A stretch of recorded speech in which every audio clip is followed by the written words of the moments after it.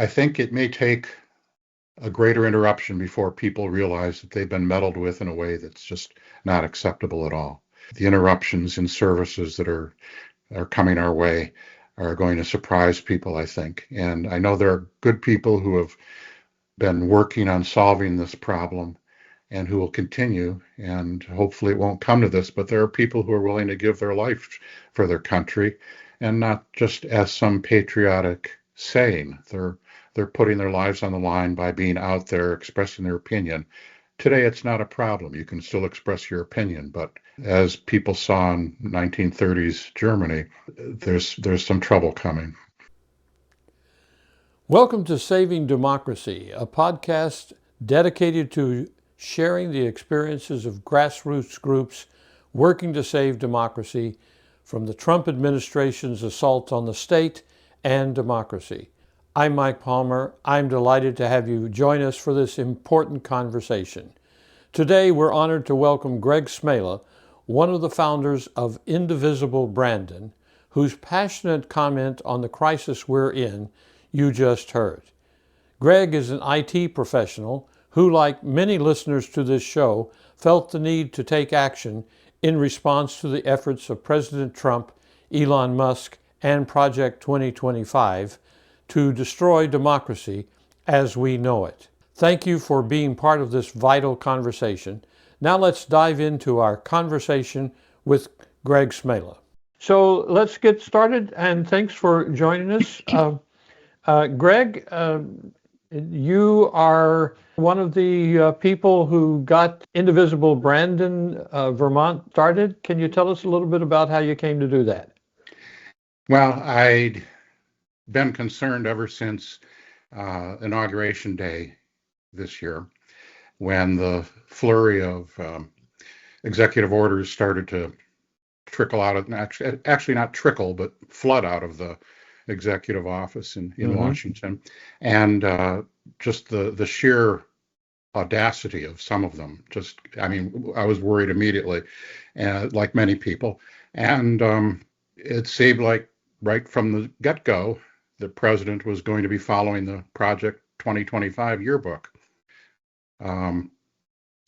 So I just kind of thought, well, we'll watch things for a while, and then when the Zelensky debacle took place, the meeting in the White House that ostensibly was to discuss the possibility of a ceasefire or end of hostilities in Ukraine, and just the sheer, I just sat there with my jaw dropping, and I happened to be watching the thing on TV, and when it was over, Lester Holt, who was the NBC, or not Lester Holt, Jose Diaz-Balart was the host, the news host. He was sitting there, and his mouth was hanging open, and his analyst, who was sitting next to him, her mouth was hanging open. It's like, what did we just see? And unfortunately, we saw what was going to be an ongoing just parade of what I and many people think is incompetence, rudeness, bluster. I mean, it's just an embarrassment. And I was alternately terrified and furious. That was probably what triggered me to do something and organize the beginnings of our Indivisible group. Prior to that, when the Doge boys, Elon Musk's Department of Government Efficiency, so-called, started dismantling federal IT systems and just doing it in the worst way possible, I just couldn't believe it. And that prompted me to write my first letter to the editor that I haven't done in many years, because I think, like many Americans, I had grown fat, dumb, and happy and complacent because things were moving along okay. My opinion. Yeah. So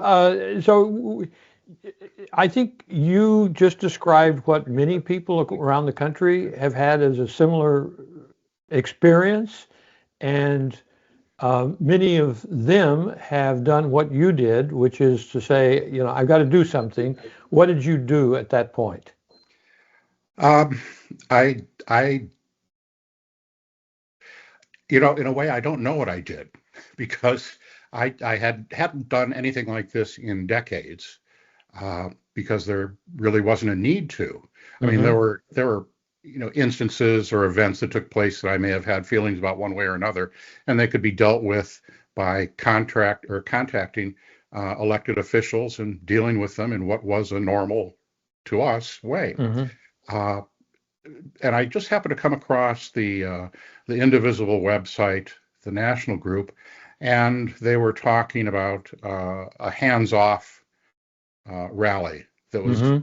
a presentation or a series of presentations that was going to take place across the country on April 5th. And I thought, well, maybe we can do something like that here.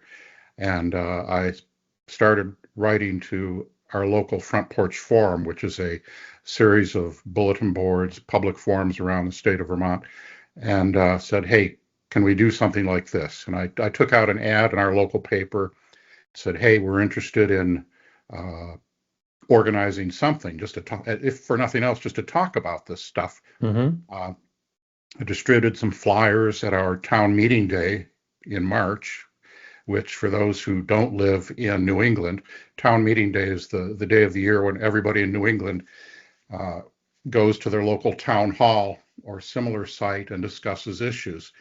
And so I had no idea what to expect. I quickly put together a website that we could use to sign up people. And within a week, we had 60 people signed up. And I thought, well, that's a good start. And we had our first Zoom meeting about a week after that.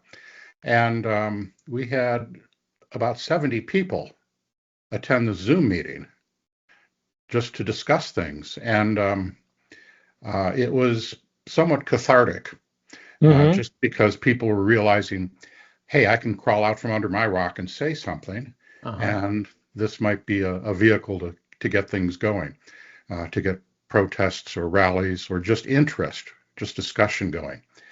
Uh, from that point on, we put together a small steering committee to try to get things organized quickly because we only had 2 weeks before April 5th. And so we started putting additional notices on Front Porch Forum and emailing people, and we did a couple of email newsletters, which now has grown to 2 or 3 emails a week, and we got more people involved. Mm-hmm. As of today, we've got over 400 people signed up, which for a town of our size, that's not bad.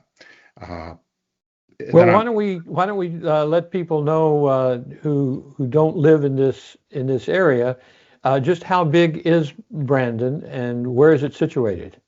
well, the last census said that our population was about 4,200, and that covers an area. I'm not sure the geographic size, but we're a town, a very beautiful little town, a typical Mm-hmm. New England town located between Middlebury and Rutland, Vermont, on the western side of the state in the Champlain Valley.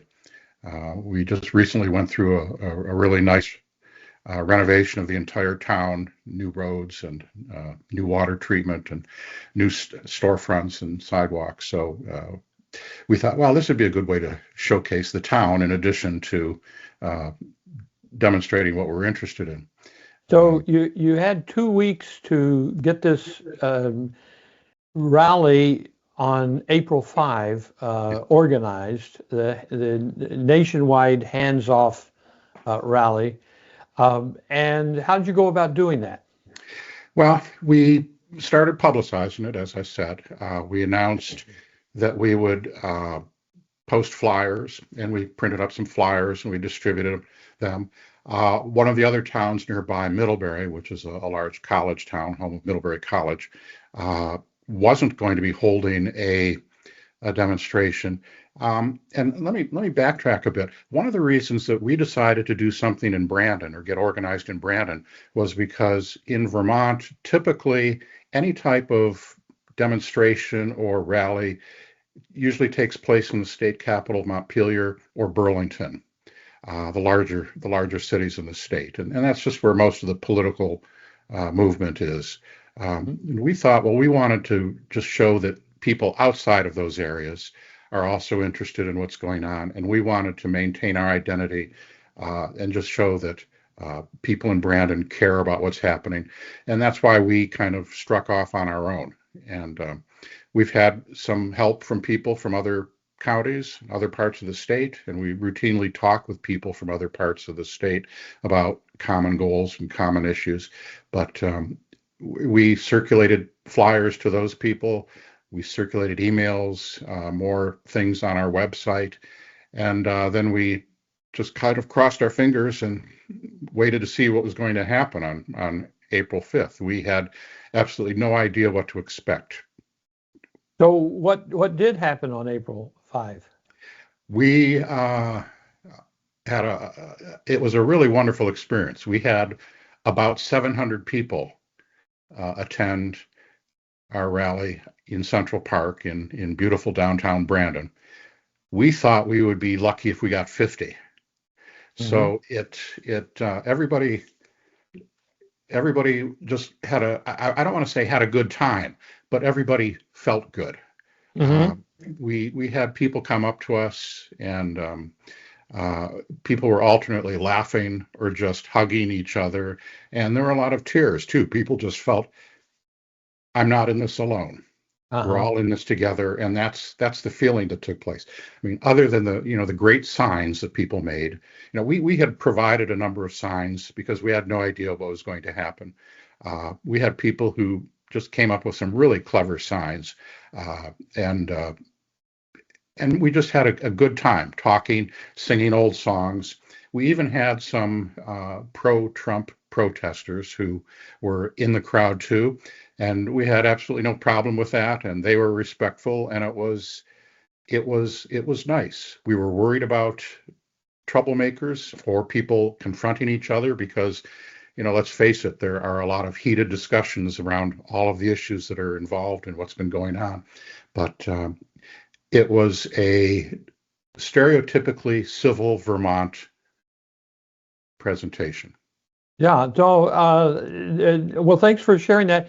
It might be helpful for people listening in or watching to know a little bit about your background. And one of the reasons I ask about that is part of the purpose of this series of podcasts is to help people understand that if you're not already organized, or if you want to organize something, it's not all that hard, and you don't have to be a specialist in social action organizing to do it. So could you share a little bit about your own background? Sure. How far back do we want to go? I could go back. I'll go back half a century. Okay. When I was in high school, that was when George McGovern was running for president, and I was very interested in him, and I did some campaigning for him. And even before that, Gene McCarthy. But that was my initial exposure to politics and demonstrations and, just the Vietnam War thing.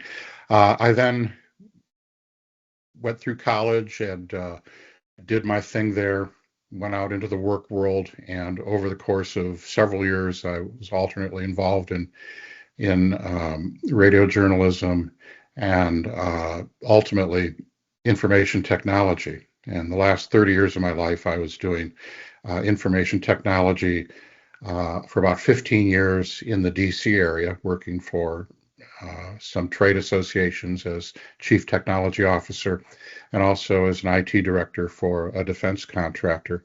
And then our family moved back up to Vermont, where my wife was originally from, and I'd lived for a number of years. And I worked for a pharmaceutical company in the state until retirement a few years back. And I thought I was going to be retired. I still did some consulting, but I wasn't really political, other than voting regularly, talking to candidates, expressing my feelings. But I had no formal organization or no experience really in organizing things. just because I tend to not want to be in the limelight. I much prefer doing background things. Uh-huh. Well, IT is actually in the back Yes, back of organizations, and one of the things that leads me to ask about is you very early on put together a website, and you know how to do that. I take it you did the website. Is that correct? yes. It's a Yeah. work in progress, and maybe one day we'll get it finished. I hope that the need for it disappears before we finish it. But So I guess one of the things, a lot of indivisible groups do not have websites. One of the things that I think would help others in considering whether to create one is a couple of things. One is how difficult or easy is it to do that? And secondly, what value have you found in having a website in your own group? well, putting a website together can be very easy or it can be very difficult. You define what your goals are ahead of time, uh, and too many people put a website together using the ready, fire, aim strategy, which just isn't good. Um, so our basic goal was just to have a basically a brochure, just a Mm-hmm. banner that says, here's what we are, here's how to get a hold of us. And the main reason we started using the website was to gather names of people who were interested in what we were doing and who wanted to join our newsletter mailing list to be apprised of what was coming next. Uh, and with that, we were able to put that together in a day and Mm-hmm. started using it immediately. And since then, we've added a few things. We've added some resource materials and some documents and some links to other appropriate sites that are aligned with some of the things that we're doing. And we've even been talking with some of the other indivisible groups around the state of Vermont in figuring out ways to help them put a simple website together. Uh-huh. So there are different platforms, as you know, some of the listeners may not know this, but one of the platforms that will work for this that's free is Google Sites. And which platform did you use? We're hosting our own server. Uh-huh. It's relatively inexpensive. And again, I use the word relatively. Yeah. It's about $80 a year for a Uh-huh. shared hosting program that we're using. And anybody can use that type of service. There are any number of online services that provide that kind of hosting service. Google Sites is something that people are familiar with, but there are many people who just don't like to use Google or Facebook or Wix. I mean, just because they would rather do something on their own, and Uh-huh. and granted, there is a concern about privacy.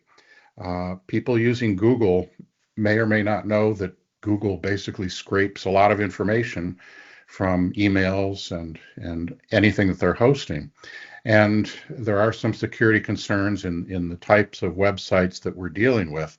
Although I guess I have to, as an aside, say I wonder how much security is really something really worth worrying about now that we've got, the triple sec defense secretary using Signal to share war plans with his wife and brother and what else. But Yeah, so I've encountered this kind of concern about security and privacy and so forth, which is at the same time that we're out publicly demonstrating, right, is kind of there's kind of a tension there. I don't know how best to describe it, but one of the things that I think would help other groups is to understand that when you get, I don't know, you have now several hundred people on your email list in the Brandon group. Among that number of people, there will be people who know how to do different things, people who know how to prepare a party, people who know how to cook, people who know how to put a website together, and on and on. Have you, in your group, attempted to kind of poll people as to what kind of expertise they have that they could share and so forth? yes, yes. In fact, that's one of the ways we're using our website. We have a suggestions page. and the suggestions page is actually a longer contact form type of page where people can uh, enter things that they're interested in us doing and things that they're interested in doing themselves. We ask people what days of the week they're available, what time of the day they're available, what particular tools they have, or what capabilities they have or competencies they can provide to help make our work a little easier, to help spread the work out a bit. Uh-huh. A lot of organizations, there are a handful of people that do the brunt of the work, and nobody's got time for that anymore. I mean, we're trying to, just trying to live day to day, and more people are living paycheck to paycheck. So, Zoom and similar technologies like that, or Teams, they help people organize things because it eliminates the need to have to meet in a central place. We appreciate how important it is to meet in person from time to time because we're social animals, and it's always nice to get together with people and just shake their hands or hug them or just say, hey, you do exist. You're not just on the screen. And uh, so people can suggest ideas for the website, and then all of those are compiled, and we have a database that keeps track of those things, and people can do that anonymously. And then we just review them and we talk about them at our Tuesday evening meetings on Zoom. Okay, so now the Tuesday evening meetings, is that just of the steering group or is that of everybody? No, it's everybody. We have an ongoing Tuesday evening Zoom call that lasts no more than an hour because uh, people just kind of fall asleep after an hour in any meeting. My experience has been, Uh-huh. uh, and so we spend the first half hour generally talking about business type items or things that we're trying to accomplish, and then if we have the time afterwards, we'll up to half an hour. We'll just talk about things, or just kind of pat each other's backs and say it's gonna get better. It may take a while, but it's going to get better. We then have steering committee meetings maybe every other week, and sometimes they meet in person. Sometimes they're before or after our Tuesday Zoom call. So that I think your experience of just getting off the couch and saying I got to do something, and then organizing people, putting an ad in the paper as you did, and so forth, is uh, rather common among people across the country. At some point in that process, you probably have said, well, what do we really want to accomplish? What's our purpose? Have you had that kind of conversation? Um, yes and no. We're still trying to figure out what we want to do. There's an image from the old Simpsons TV show that comes to mind. We're out of ideas and we've tried everything, um, and that's kind of where we are. We're just making this up as we go along. We know that ultimately we want to see the restoration of the democracy that we grew up with. We don't want to see our country devolve into tyrannical rule. And we recognize it's going to take years. And that was a very sobering thought the first time we got together. We discussed that and we said, yeah, even if we were to turn things around tomorrow, it's going to take years to put things back together, Hmm. if for no other reason than the security aspect of it. And you mentioned, the concerns about security that people have. That's what initially got me involved. That's the initial thing that tipped me off. The idea that Elon Musk's crew, kids, and I'm not disparaging kids, but these are in some cases people who haven't even graduated from high school, ages 19 to 26, were taking equipment into these federal facilities, plugging servers in and scraping data from top to bottom, data that we'd provided to our government with the assumption that certain protocols were going to be followed. I mean, established security protocols that were going to be followed. And now they're gone. I mean, this data has been exfiltrated to who knows where. And I've always been really interested in maintaining security, but now part of me thinks, what's the point? It's already gone. How on Hmm. earth can we? You can't get that horse back in the barn now.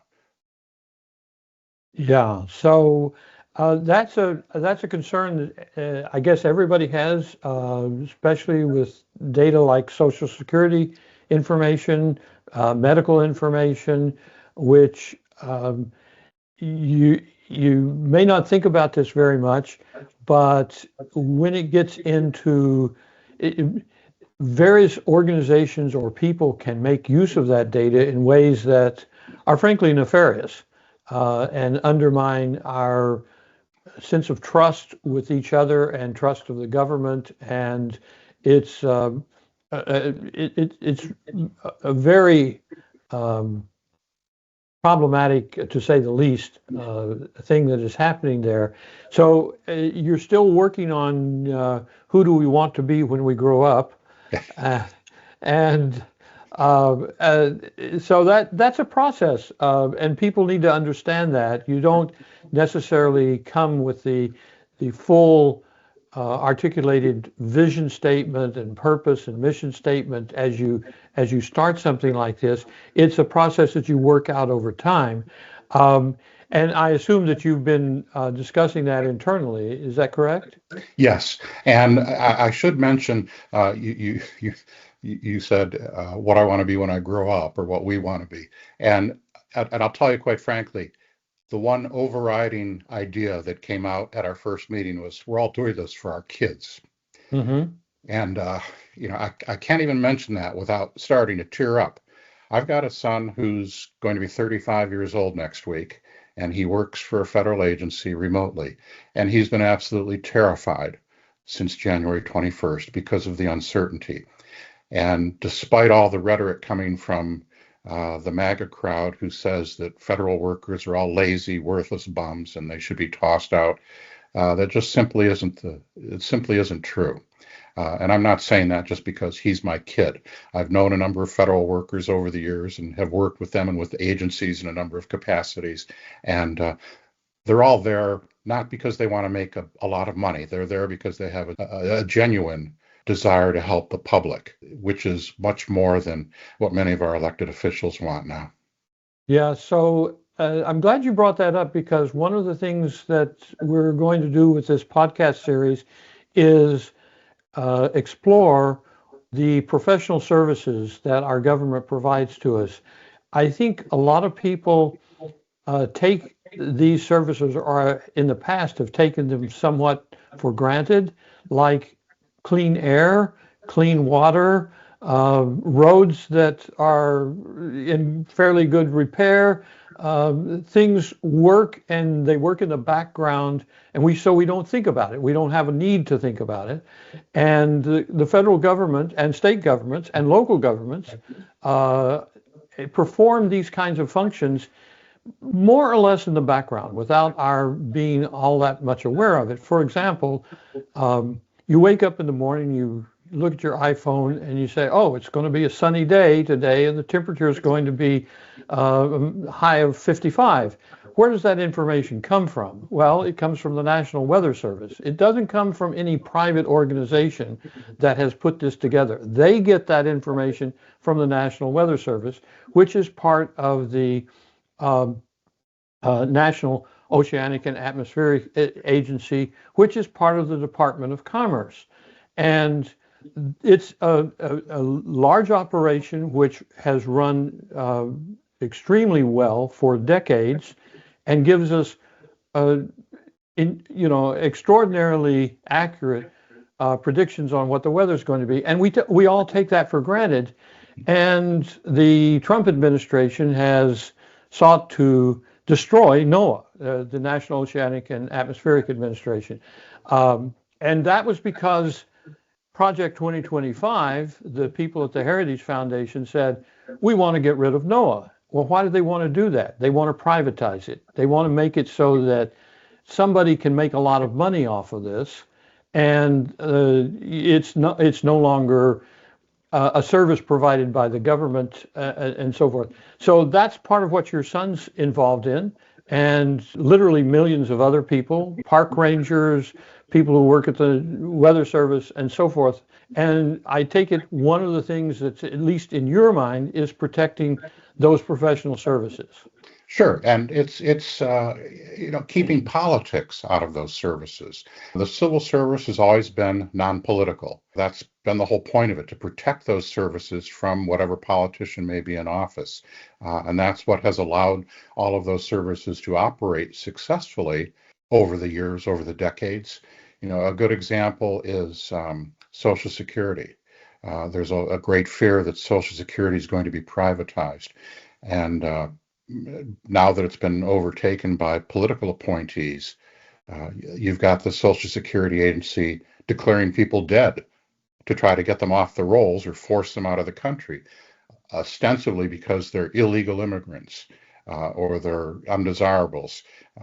So that just isn't done. And Uh-huh. there are so many safeguards built into all of the agencies that are being dismantled. It's frightening. Yeah, so the preservation of, as you put it earlier, our government as we knew it before the advent of Donald Trump, or before he took office, is one of the things that is motivating the people in your group, you in particular. I guess one of the things that I wanted to touch on with you is what kind of challenges or obstacles have you encountered, or difficulties or problems that you've had to work on? Just finding enough time to do everything we want to do. And that's surprisingly enough, that's really the only problem any of us have had. Uh, Mm-hmm. I mean, people in town have been great. The town government has been great. We haven't encountered any obstructions. We've had a couple of people who have complained about what we're saying. And it's interesting to point out that they've done so anonymously uh, on a message board or something. And when we invite them to participate or invite them to sit down and talk with us, we don't get any response. So, Uh-huh. or we get what obviously is cut and paste from some extremist website, some text that just is usually nonsensical to a certain degree. Fortunately, it's been easy going. Now, I say that with this caution that we anticipate there will be problems, Mm-hmm. especially with, there's a couple of executive orders that came down in the past few days, one of which we're looking at closely. The one that basically allows for or calls for the federal government to unleash local law enforcement to help them with their deportation and the actions of ICE. So we're concerned about that because we're curious about whether or not local government is going to stay local or is it going to be taken over by, the whims of the federal government. Uh-huh. Uh, and we're very concerned about the militarization of the police department. I don't think that's a problem here because we've got a great local police department. But which way is that going to fall down the road? Mm-hmm. The other thing we're concerned about is, and this was just passed by the House yesterday, I believe it was, the Takedown Act. Um, the Take It Down Act. And that was approved or was passed by the Senate back in February, and the House just passed it, and the president's supposed to sign it either today or the next couple of days. And basically, what that allows the federal government to do is uh, it was designed to protect people from deep fake porn or deep fake images or exploitation of children, always in the name of children. These things are implemented, but the way the law is written, the law is written in a way that um, it can be abused, it can be circumvented, and the federal government could use it to take down any site or any type of image or article that's critical of the federal government. And that's a real concern given the nature of the president whose primary goal for doing anything nowadays seems to be retribution. Uh-huh. So one of the things that calls to mind is you mentioned at the outset the flood of executive orders and other actions with, I call them doggy, with Heather Cox Richardson, um, the group around Elon Musk, or that he brought in Mhm. with him. Uh, that was by design, and Steve Bannon, I think, well over a year ago said, you know, if we get back into office, it's going to be an actual, we're going to flood the zone, is the term he used. And they've done that, along with people from the Heritage Foundation. So just keeping track of what's going on is a monumental undertaking. And in that process, you are aware of this from your background in IT. There are a variety of communications tools that people can use in groups like Brandon Indivisible to not only stay in touch, but to focus the work, to collaborate asynchronously. That is, not you don't have to be in the same room at the same time to do it, sort of thing. Have you made use of any of those resources, and are you thinking about it? We're looking at a number of different things. One, our most important communication tool is the email newsletter we send out. Hmm. Our website, we haven't started using it yet, but we have discussion forums available so that groups, different committees, or people interested in certain topics can post and do real time, not just posting questions and answers, but they'll have the ability to do real time chat through that. Hmm. Um, we're also exploring the use of Signal. A number of organizations are using Signal to communicate. But again, on one hand, uh, our names are already out there. They know who's doing what. Uh, and maybe it's just because I'm getting older and I'm just, not worried too much anymore about what's going to happen to me. Uh, but Signal's another tool. And we're also identifying, there used to be a neat little app that people could get for their phones called Not Okay. Hmm. And it was developed several years ago by some high school students who wanted to provide some type of tool to help with domestic violence. And the whole sole purpose of the Not Okay app was to have a big red virtual button on your iPhone that you could press if you were in trouble. And what this would do is it would contact up to five people that you may have that you would have arranged this ahead of time and say, "Hey, I'm in trouble," and just so that someone could try to contact you and try to figure out what's going on. Unfortunately, that app doesn't seem to be in existence anymore. So we're looking at putting something new together similar to that. You can do similar things with shortcuts on your Android or iPhone, and we're also looking at that. But just a way to say, "Hey, here we are. I need Uh-huh. help." A number of people have used their iPhones, for example, to record interactions with ICE or with local police where things have gotten dicey. Uh, we share those types of tools or those types of ideas, along with knowing your rights cards that can be printed from the American Civil Liberties Union website. Where it's just you have to be a vacuum almost, just or a vacuum cleaner to suck up all the information that's floating around out there. And it takes a tremendous amount of time, I think, to sort through all of this stuff Uh-huh. and figure out what might be useful. We're trying to help with that sorting.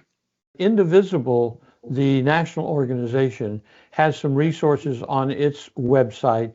Have Right. you made use of any of those, and how useful has that been? Yes, it's useful. Every website has resources that you can use, and again, it's overwhelming. It's as bad as cable TV in that there are so many channels that you can't pick. You could spend all of your day channel surfing, and obviously, the problem with all the time we spend on our screens now is we spend all of our time on screens. Uh, so we try to cull the information that we think is most useful for us, and we post links on our website. But Indivisible.org, the national organization, has some really great resources, some toolkits that you can print out or that you can adapt to your use, great backgrounders, and they also point out other organizations that are doing the same kind of thing. Yeah. So with that comment about other organizations, have you been involved with any other organizations that are working in a similar vein? Yes, and there's a national organization called 5051. That's 50501. And they were the ones who first organized the national protest that Indivisible later joined, and developed the hands-off protests, which took place on April 5th.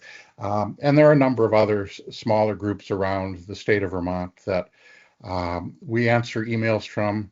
But again, we're kind of Brandon centric. We've got common goals with a number of these organizations, but again, since we're all pressed for time, we can't really spend a lot of time getting involved in the other groups as well, because there's just no time. Okay. So have you thought about incorporating your group? Has that process or that question come up? Incorporating, you mean just getting involved with other groups, or? No, I mean by getting legal status as a distinct organization, a nonprofit or something like that. Yeah, again, I'll say, well, I hope we don't need to be in existence that long. But and it may not be necessary. I mean, again, we haven't been in existence for more than a few months, so we haven't even gotten our steering committee organized enough to have actual committees to discuss those kinds of things. So that's a little bit down the road. We keep hoping that we'll get a breather so that we can sit down and figure out what do we want to do next. It certainly could be done. But as of right now, I mean, we're not spending any money. Any expenses have been volunteered by the people participating. There is some national money available from the Indivisible organization, but on one hand, I could see the value to it, having been involved in other organizations that are incorporated, but I also worry about becoming too much of a bureaucracy. Well, I think a lot of people have a concern about that. Yeah. How do you see the next few weeks and months unfolding for Indivisible Brandon? Well, we've got some other ideas that we want to do, and some of this, not too many years ago, would have been considered tinfoil hat wearing information, but we've got people who are interested in setting up or reestablishing a mutual aid society. In the news today, they're saying that by next week, shipments from China are going to be dropping by 30%. We'll see how that plays out. There's going to be some interruption in the supply chain, and it'll be interesting to see what kind of interruptions there are in food availability. But what we're trying to do is try to bring some more focus onto what's available locally, whether it's food or mechanical or technology services. I alluded a little bit ago about how there's a concern that the federal government may disable certain websites or take down web pages for things that they don't like to see. So let's say, and this has been a concern in other countries. What if all of a sudden there appears a Great Firewall of America, similar to China's Great Firewall, and we don't have access to certain sites on the internet? What can we do to work to get around that? So we're discussing things like that. For example, you can download all of Wikipedia and host it locally. And we've talked about doing something like that, or having a local server that could be reached by peer-to-peer network, which is a Wi-Fi protocol that allows different computers to talk to each other. Not to get it too much into the technical side of things, but so we could set up our own private network in town. That's a capability if we have the data to post on it, or just as a way to communicate locally if anything's interrupted. The same Well, thing with that's food or other types of social services that may be suffering as a result of federal budget cuts. well. Thanks for mentioning that, because I think other people in other parts of the country may want to investigate doing something similar, or thinking about doing something similar, because you don't want to be, I'm not sure what the right word is, alarmist or whatever, but this is serious stuff that's going on right now. And without trying to be hyperbolic about it, they want to replace the democracy that we've grew up in and enjoyed with a dictatorship, with an autocracy, and in particular with what's called a patrimonial autocracy, meaning like in North Korea, the country is owned by a family, and everybody else is simply there to serve that family. That's what the vision of Donald Trump is, and he's being supported by these people from Project 2025 who have the same autocratic understanding. Their belief is that we would be better off if Christian nationalists were in control, calling the shots, and everybody else had to do what they said. That they literally believe that. So what you just said about protecting against this new law, take it down law, and so forth, is something to be taken seriously. Well, and we've already seen the effects of that. A number of federal websites have disappeared. Data has been scrubbed. Data from established science from the CDC website has been erased. The same thing with NOAA, NASA. Anything that supports an idea that Project 2025 is against is disappearing. And people are starting to disappear too. Allegedly just illegal immigrants, supposed. But how long is it going to be until other people, everybody starts needing to worry about Well, this? of course, and that brings to mind the famous poem by Martin Niemöller. First, they came for the communists, and I didn't say anything because I wasn't a communist. And finally, they came for me, and there was nobody left to speak for me. That's what you're actually speaking to, I believe. Right, right. Yeah. People don't like to be meddled with. People like their lives to just go on. Hmm. And I think it may take a greater interruption before people realize that they've been meddled with in a way that's just not acceptable at all. The interruptions in services that are coming our way are going to surprise people, I think. And I know there are good people who have been working on solving this problem and who will continue, and hopefully it won't come to this, but there are people who are willing to give their life for their country, and not just as some patriotic saying. They're putting their lives on the line by being out there expressing their opinion. Today it's not a problem. You can still express your opinion, but as people saw in 1930s Germany, uh, there's some trouble coming. Yeah. So I really appreciate your joining us today. Is there anything that you'd like to share with anybody listening in before we close the interview? Just don't give up. Talk to people, put the screens down, put your phone down for a time, and get out in your community and get to know people. Uh, because whatever happens to save our democracy, it's going to have to come from the bottom up. Well, thank you so much for joining us today. I've been talking with Greg Smela of Indivisible Brandon. Keep hope alive is Thank you, how Mike. I kind of like to leave it. I appreciate it. Thanks to Greg Smela for sharing his insights and dedication to strengthening our democracy. Greg, your perspective has been truly inspiring, and I know our audience has gained so much from your experience.